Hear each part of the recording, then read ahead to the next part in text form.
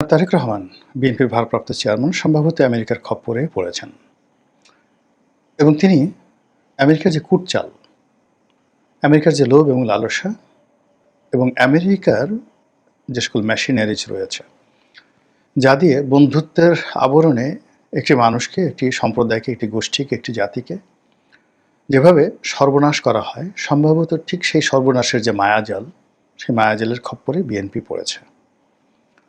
এবং এটা বিএনপির জীবনে নতুন কিছু নয়।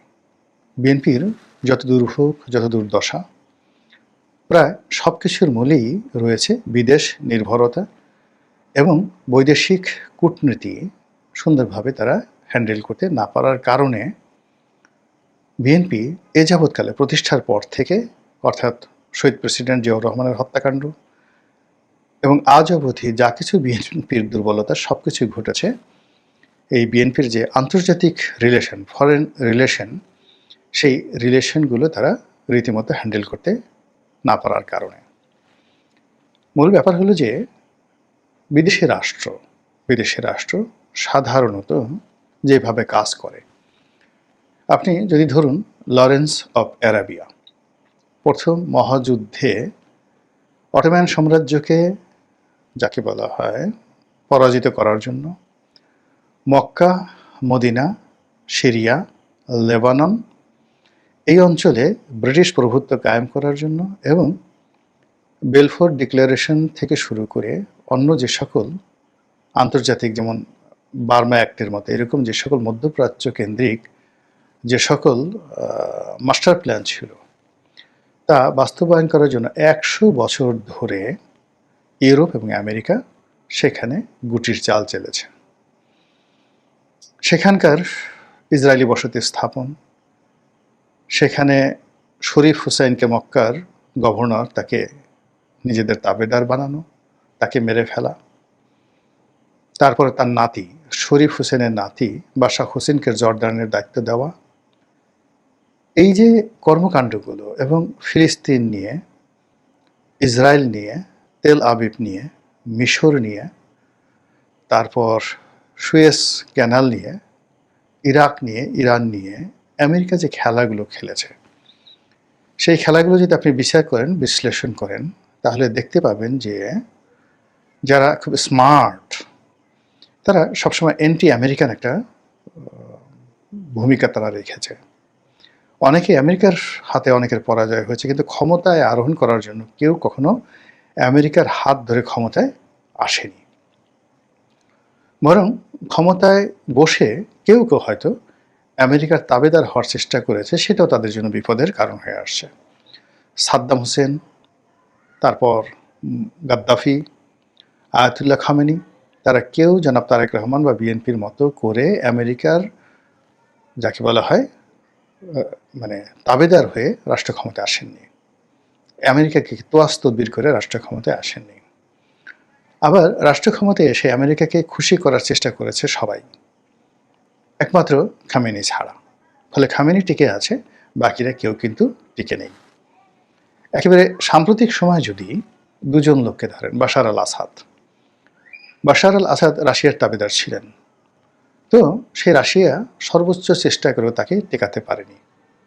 এবং এই মুহূর্তে সিরিয়ার যিনি প্রেসিডেন্ট আল সারা, তিনি সারাটা জীবন আমেরিকার বিরুদ্ধে লড়াই করেছেন এবং আমেরিকার হাতে গ্রেপ্তার হয়েছেন, আইএসের বিরুদ্ধে লড়াই করেছেন, বাশারের বিরুদ্ধে লড়াই করেছেন, সিরিয়ার, তারপরে তুরস্কের বিরুদ্ধে লড়াই করেছেন। সবার বিরুদ্ধে লড়াই করে তিনি তার আপন শক্তিতে যখন ক্ষমতায় বসেছেন, অমনি ইসরায়েল বন্ধুত্বের হাত বাড়িয়ে দিয়েছে, সৌদি আরবিয়া বন্ধুত্বের হাত বাড়িয়ে দিয়েছে, এবং সঙ্গে সঙ্গে ডোনাল্ড ট্রাম্প, যাকে বলা হয়, বন্ধুত্বের হাত বাড়িয়ে সিরিয়ার উপর থেকে সকল নিষেধাজ্ঞা তুলে নিয়েছে। তো কাজেই আমেরিকাকে হ্যান্ডেল করার জন্য যদি সবচেয়ে সর্বোত্তম উদাহরণ হয়, তাহলে সেক্ষেত্রে আল সারা এই মুহূর্তে আমেরিকার, মানে সিরিয়ার যিনি প্রেসিডেন্ট, তার উদাহরণ দেওয়া যেতে পারে। কথাগুলো বললাম এই কারণে যে জনাব তারেক রহমান এবং বিএনপি এই জুলাই আগস্ট বিপ্লবের পর বা শেখ হাসিনার পতনের পর তাদের জন্য যে একটা অমিত সম্ভাবনা তৈরি হয়েছিল, সেই সম্ভাবনাগুলো তারা ব্রিটিশ রাষ্ট্রদূত, মার্কিন রাষ্ট্রদূত, তারপর ডক্টর মোহাম্মদ ইউনূসের প্রেস সেক্রেটারি, মানে হাসনাত, সার্জিস কিংবা জামাতকে ভয় পাওয়া, এই পুরো জিনিসগুলোর মধ্যে নিজেদেরকে এতটা হযবরলভাবে জড়িয়ে ফেলেছেন যে সত্যিকার অর্থে বিএনপি যে কী চায়, বিএনপির কী করা উচিত, তার একটি জিনিসও বিএনপি এখন পর্যন্ত শুরু করতে পারেনি। কিন্তু ইতিমধ্যে যা সর্বনাশ হওয়ার আলটিমেটলি তা কিন্তু হয়ে গেছে। বাংলাদেশে কখনোই কোনো বিদেশি তাবেদার শক্তি কখনো কাউকে ক্ষমতায় বসাতে পারেনি।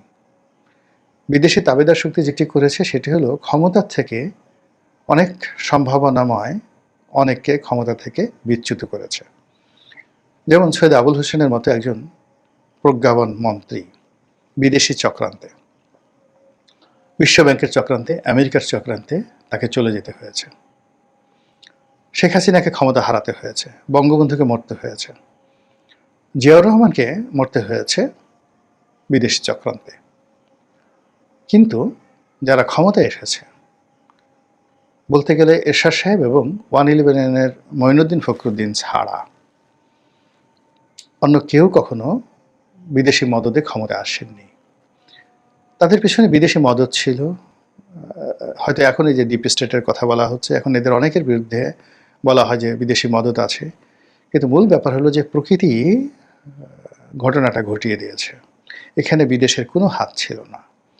কিন্তু বিদেশিরা বিভিন্ন গ্রুপের সাথে যে যোগাযোগ রক্ষা করেছে, এর মধ্যে সবচেয়ে সংগঠিত যে গ্রুপটি ছিল তারাই এই সুযোগটা নিতে পেরেছে, বাকিরা নিতে পারেনি, এই যে আর কিছু না। তো কাজেই ক্ষমতায় আসাটা আসলে কখনো বিদেশিদের উপর নির্ভর করে না, কিন্তু ক্ষমতার থেকে চলে যাওয়াটা প্রায় বিদেশিদের উপর নির্ভর করে। এটা এখন নয়, সেই প্রাচীন যুগ থেকেই। ক্ষমতায় বসার পর আসলে বিদেশিদের খুব বেশি দরকার, কিন্তু ক্ষমতায় যাওয়ার জন্য আসলে কখনো বিদেশি সহযোগিতা একদম দরকার হয় না। ধরুন এখন ডক্টর মোহাম্মদ ইউনূস ক্ষমতায় আছেন, তাকে এই ক্ষমতায় যদি টিকে থাকতে হয় তাহলে আপন শক্তিমত্তায় টিকে থাকতে হবে। আর তিনি যেভাবেই ক্ষমতা আসছেন না কেন, ক্ষমতা থেকে যদি তাকে চলে যেতে হয় তাহলে বিদেশি শক্তিগুলো এখানে অনেকটা নিয়ামক ভূমিকা পালন করবে। আগামীতে বিএনপি, আওয়ামী লীগ এই দুটো দলের যারাই ক্ষমতা আসুন না কেন, আপন শক্তিমত্তা দ্বারা, কৌশল দ্বারা তাদেরকে ক্ষমতায় আসতে হবে। এটাই বাস্তবতা। তো সেই দিক থেকে সেই একজন মার্কিন রাষ্ট্রদূত তিনি লন্ডনে গিয়ে তারেক রহমান সাহেবের সাথে দেখা করবেন, তারপরে তাকে একটা গ্রিন সিগন্যাল দিবে। এই গ্রিন সিগন্যালের প্রেক্ষিতে প্রার্থী সিলেকশন হবে, তারা গিয়ে ভোট করবেন, ভোটের পরে নির্বাচিত হবেন। তারেক রহমান সাহেব বাংলাদেশে নির্বাচনের আগে আসবেন, পরে আসবেন, এটা কোনোদিন হবে না। এর কারণ হলো তারেক রহমান সাহেবের সঙ্গে বিএনপির সঙ্গে আমেরিকার যে একটা ধারাবাহিক সম্পর্কটা রয়েছে, বিশেষ করে 2001 সন থেকে আজ অবধি 25 বছর, সেই সম্পর্কের কোন জায়গাটি আপনি একটু বলেন তো সালাউদ্দিন সাহেব, মির্জা ফখরুল সাহেব কিংবা তারেক রহমান সাহেব কিংবা তার পররাষ্ট্র উপদেষ্টা যারা আছেন সকলের কাছে আমার প্রশ্ন যে গত 25 বছরে আমেরিকার সঙ্গে আপনাদের এমন কি বন্ধুত্ব আছে, এমন কি সম্পর্ক আছে যার ভিত্তিতে আপনি তাদেরকে বিশ্বাস করতে পারেন? কিচ্ছু নেই। অধিকাংশ আমেরিকা এবং কানাডাতে 2001 থেকে 2006 সনের যে শাসনকাল, বিএনপির শাসনকাল, সেই পুরো শাসনকালকে একটি নেতিবাচক শাসনকাল, একটি দুর্নীতির শাসনকাল। হাওয়া ভবন এবং তারেক রহমান সম্পর্কে যে নেতিবাচক দলিল দস্তাবেজ মার্কিন স্টেট ডিপার্টমেন্টে আছে, সিআইএতে আছে, পেন্টাগনে আছে, তাদের যে গবেষণা প্রতিষ্ঠানগুলো, সেটা ইউএসএআইডি পরিচালিত হোক কিংবা উইলসন সেন্টার হোক, সেখানে যে ব্ল্যাক লিস্টেড নামগুলো রয়েছে বিএনপির, সেইগুলো কাটানোর জন্য লবিস্ট নিয়োগ করে সেগুলোকে হোয়াইট করে যদি তারেক রহমান সাহেব মানে ওয়াশিংটনে গিয়ে, আমেরিকাতে গিয়ে ওখানে হোয়াইট হাউসে ঢোকার মতো একটা সুযোগ পেতেন, আহ্বান পেতেন, তাহলে বোঝা যেত যে আমেরিকার সঙ্গে বিএনপির একটা বন্ধুত্ব হতে পারে। আদারওয়াইজ বিএনপি যখনই তারেক রহমান সাহেবের সঙ্গে বৈঠক করতে যাচ্ছে, আবার আমেরিকা যখনই বিএনপির সঙ্গে বৈঠক করতে যাচ্ছে, আবার তারেক রহমান সাহেব যখন আমেরিকার কোনো রাষ্ট্রদূতের সঙ্গে বৈঠক করতে যাচ্ছে, বিএনপির কোনো নেতৃবৃন্দ যখন যাকে বলা হয় সেই আমেরিকান কোনো রাষ্ট্রদূতের সঙ্গে বৈঠক করতে যাচ্ছেন, এটা অবস্থার দৃষ্টি মনে হচ্ছে যে মহাকাশের এক একটা বিন্দুতে এক একজন মানুষ বসে আছে এবং তাদের মধ্যে কোনো মাধ্যাকর্ষণ বা মহাকর্ষণ সম্পর্ক নেই। তিনি বিদেশে বসে স্কাইপেতে কথা বলছেন নেতাকর্মীদের সঙ্গে। আবার নেতাকর্মীরা অনেকে অতি উৎসাহী হয়ে লন্ডনে গিয়ে তার সঙ্গে দেখা করছেন।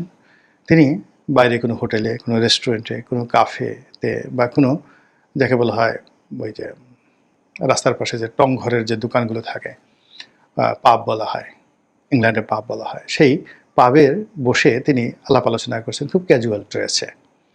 বিশ্বাস করেন এতে করে নেতাকর্মীদের সাথে সম্পর্ক তৈরি হয় না। দেখলাম খন্দকার মোশাররফ সাহেবের মতো মানুষ ইংল্যান্ডে গেছেন এবং সেখানে একটা ছবি আসছে। দুজনের আই কন্ট্যাক্ট, দুজনের বডি ল্যাঙ্গুয়েজ দেখে মনেই হয়নি যে এদের মধ্যে আসলে কোনো সম্পর্ক আছে। যদি এমন একটা দৃশ্য দেখতে পেতাম যে তারেক রহমান সাহেবের বাসায় অনুষ্ঠান হচ্ছে, এক টেবিলে বসে খাচ্ছেন, ইভেন বাংলাদেশি কালচার তো আছে। দেখুন কোনো একটা ডিল হয়নি, কিন্তু 2006 সনে তারেক রহমান সাহেব একবার এরশাদ সাহেবের বাসায় গিয়েছিলেন। তো তাকে সম্মান জানানোর জন্য এরশাদ সাহেবের বাসায় রান্না হয়েছিল, এক টেবিলে বসছেন, কথাবার্তা হয়েছে, চমৎকার একটা পরিবেশ হয়েছে, কিন্তু আলোচনায় ভালো ফলাফল হয়নি। কিন্তু এটাই বাংলাদেশের কালচার। তো সেই কালচারটি আমরা এখন পর্যন্ত তারেক রহমান সাহেবের লন্ডনের যে বাসা সেখানে দেখিনি। তার স্ত্রীকে নিয়ে, তার সন্তানকে নিয়ে বিএনপির যারা নেতাকর্মী তাদের স্বপ্নের শেষ নেই। জাইমা বিএনপির নেতাকর্মীদের চোখের মণি, কিংবা মিসেস তারেক রহমান অর্থাৎ ডক্টর জুবাইদা, তিনি দলের মধ্যে অসম্ভব জনপ্রিয়, কিন্তু এই জনপ্রিয়তা অনেকটা মানে ফুলানো ফাঁপানো বেলুনের মতো। এটি নষ্ট হতে একটা মিনিট সময় নেবে না। যখনই এই নেতাকর্মীরা তাদের কাছ থেকে কাঙ্ক্ষিত ব্যবহার আচরণ না পাবেন, মুহূর্তের মধ্যেই জনপ্রিয়তাটা উল্টে যাবে। আর এটাকে ধরে রাখার জন্য যেটি দরকার সেটা হলো the family relation and adoption, যেটা তারেক রহমান সাহেব লন্ডনে বসে পারছেন না, করছেন না, হচ্ছে না, এরকম একটা অবস্থা। তো এই গেল বিএনপি নেতাকর্মী। অন্যদিকে এই যে রাষ্ট্রদূতদের সাথে সম্পর্ক, মানে আমি কি বলবো, একটা সময় প্রায় বাংলাদেশে ইউরোপিয়ান বলেন, স্ক্যান্ডিনেভিয়ান বলেন, এশিয়ান বলেন, সকল রাষ্ট্রদূতের সঙ্গে আমার একটা ভালো সম্পর্ক ছিল। বিভিন্ন গোয়েন্দা সংস্থার লোকজন, আমি যখন সংসদ সদস্য ছিলাম, একেবারে টপ টু লো, তাদের সঙ্গে ভালো সম্পর্ক ছিল। বিশ্বাস করেন আমার ক্ষতি ছাড়া লাভ হয়নি, একটি পয়সার উপকার হয়নি। এদেরকে যে কয়বার খাইয়েছি 5 স্টার হোটেলে, বা এদের কথার মতো সব কাজ বাদ দিয়ে বিভিন্ন দূতাবাসে এদের অনুষ্ঠানে উপস্থিত হয়ে নিজেকে যতটা আহ্লাদিত মনে করেছি, এটা সময়ের অপচয় ছাড়া আর কিচ্ছু না। ফলে এখন আমাকে কোটি টাকা দিয়েও কেউ কখনো ওই সমস্ত জায়গায় নিতে পারবে না, দেয়নি কখনো। অহেতুক কর্মকাণ্ড। তো এই যে আমেরিকার সঙ্গে যে তারেক রহমান সাহেবের যে সম্পর্কটা, এই সম্পর্কটার ভিত্তিটা বিশ্লেষণ করতে হবে যে কেন এই সম্পর্কটা ফ্রুটফুল এবং এই সম্পর্কটিকে বিশ্বাস করা যায়। একই ভারতের ক্ষেত্রে প্রযোজ্য। যেখানে কোনো রুট নেই, কোনো রিজন নেই, কারণ নেই, সেখানে রাতারাতি এই সম্পর্কটা হবে না। বরং এই সম্পর্কটা যদি এখন কি করার চেষ্টা করে, মূলত তারেক রহমান সাহেবকে ঠকানোর জন্য, বিএনপিকে ফাঁদে ফেলানোর জন্য, যেভাবে পরপর 3 বার বিএনপি এই আমেরিকার খপ্পরে পড়েছে। 2014 সনে বিএনপির যে আন্দোলন ছিল, ওটা যদি কন্টিনিউ করতো তাহলে আওয়ামী লীগ সরকার টিকতে পারতো না। কিন্তু ড্যান ডাব্লিউ মজিনার সেই যে মিষ্টি মিষ্টি কথায় বিএনপি আন্দোলন থেকে সরে আসলো। 2018 সনে পর্দার আড়ালে যে খেলাধুলা হয়েছিল এবং আমেরিকা যে অ্যাসুরেন্স দিয়েছিল, সেইটাকে বিএনপি বিশ্বাস করেছিল। আবার মিস্টার পিটার ডি হাস যেভাবে বিএনপির আস্থা অর্জন করেছে এবং বিএনপিকে দিয়ে যে সকল কর্মকাণ্ড করিয়েছে, কর্মকাণ্ড করে পুরো রেজাল্টটি এই ডক্টর মোহাম্মদ ইউনূসের পায়ের কাছে দিয়ে দিয়েছে। আর ফলে এখন পুরো বিএনপি, ইচ্ছাই হোক অনিচ্ছাই হোক, ডক্টর মোহাম্মদ ইউনূস এবং তার যারা সঙ্গী সাথী রয়েছেন, তাদের সবার পিছনে হাত ঘষতে ঘষতে, তেল দিতে দিতে তাদের পিছে পিছে ঘুরতে হচ্ছে। সামনে নির্বাচনের যে কথাবার্তা হচ্ছে, হবে কি হবে না, বিএনপি জিতবে কি জিতবে না, পারবে কি পারবে না, সেটা এই বিষয়ে আলোচনারই পর্যায়ে আসেনি। এখন যেটি আলোচনার পর্যায়ে সেটা হলো বিএনপি এখনও ঠিক সেই 2014, 18, 24 যেভাবে তাদের যে মার্কিন নির্ভরতা, যে নির্ভরতার কোনো বেসিস নাই। যদি তারেক রহমান সাহেব লন্ডনে তার সঙ্গে এই যে রাষ্ট্রদূত, বাংলাদেশের ভারপ্রাপ্ত রাষ্ট্রদূত দেখা করতে যাচ্ছেন, আমি হলে বলতাম যে আমি আমেরিকাতে গিয়ে তোমাদের পররাষ্ট্রমন্ত্রীর সঙ্গে কথা বলতে চাই, প্রেসিডেন্টের সঙ্গে কথা বলতে চাই। আমি ফিউচার প্রাইম মিনিস্টার। তোমরা যদি আমাকে ভবিষ্যতের বাংলাদেশের প্রধানমন্ত্রী মনে করো, তাহলে আমাকে সেই প্রোটোকল দিয়ে আমেরিকাতে নাও। এর কারণ হলো আমি শুনেছি আমেরিকা তোমরা আমাকে ব্ল্যাকলিস্ট করে রেখেছো, ব্লক করে রেখেছো। এটা যে করনি, এটি আমি প্রমাণ চাই। তো এরকম যদি একটা বক্তব্য হতো, কথাবার্তা হতো, তাহলে সেক্ষেত্রে তার মধ্যে যে স্টেটসম্যানশিপ বা রাষ্ট্রনায়কোচিত যে গুণাবলী রয়েছে সেটি প্রকাশিত হতো। তা না করে বাংলাদেশের একজন ভারপ্রাপ্ত রাষ্ট্রদূত তিনি সেখানে গেলেন না, তার সঙ্গে দেখা করলেন, কথাবার্তা হলেন, আর সেই আনন্দে বিএনপির লোকজন সেই বগল এমনভাবে বাজানো শুরু করলো এবং সেই বিভিন্ন শোরুমে গিয়ে কোর্ট স্যুট টাইয়ের অর্ডার দিয়ে কে কোন মন্ত্রণালয়ে পাবেন সেই আনন্দে তারা নাচতে শুরু করলো। সবাই সেটা করতে পারে, আমার কাছে এই জিনিসটা ভালো মনে হচ্ছে না। মহান আল্লাহ আমাদের সবাইকে হেদায়েত দান করুন এবং হেফাজত করুন। আসসালামু আলাইকুম ওয়া রাহমাতুল্লাহি ওয়া বারাকাতুহু।